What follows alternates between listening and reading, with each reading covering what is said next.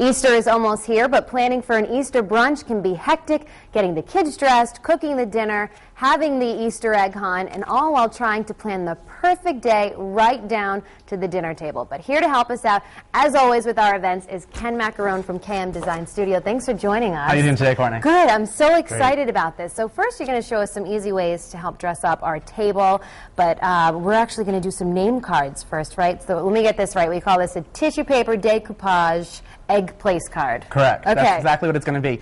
You have these plastic eggs that you see around. Yeah, you hide them around the yard. All the time. Yep. Another great use for them is you take a little bit of school glue. You're just going to put the school glue all over the egg. Okay. And then while you're doing that, you can use a sponge brush to do it. Then you just want to rip pieces of tissue paper. You're going to overlap those pieces of tissue paper, and you come out with something sort of like this. Very watercolor-esque. Exactly. I like that. And then we're just going to take a regular paint marker, these get down at any craft store, and you can put your name right on the side of them. Or Courtney. You can put my name. I love that. So that goes right in front of the dish or on the dish so everyone knows where to sit. Exactly. Perfect.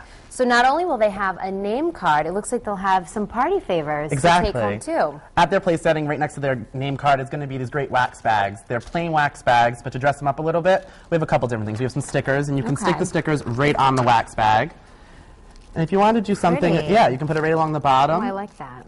And if you wanted to do something a little bit easier, make a lot of them, a stamp would probably work a little bit better for that. Okay. If you need to make a lot. So you can do this all before, and you can maybe cater it to each person if you know their personality type thing.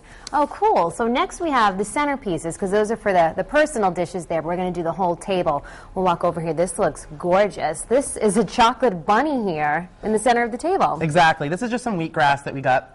They're 4x4. We're going to line them up along the table as a runner, and we're going to put it right over these great linens, which we got from the Perfect Setting at Felicia's. I love the colors. Isn't it? Three colors. I'd never thought about doing 3 runners on one table, but it looks really great. Yeah, we wanted to bring in as many Easter colors as we could, and we did that with the jelly beans as well. And all of this great candy came from Sweet Indulgence right here in Warwick, Rhode Island. And with the bags that we made earlier, you're just going to take those bags, and you can just go ahead, and you're going to fill up your jelly beans. So you can keep out any of those jelly beans you don't like. Or you can eat them. Or you can eat them. You can do that, too. Those are tasty. So this is real grass. We've got the jelly beans here, the favor bags, and the eggs. This looks great. It's great, and we even have a chocolate scoop to scoop those jelly beans.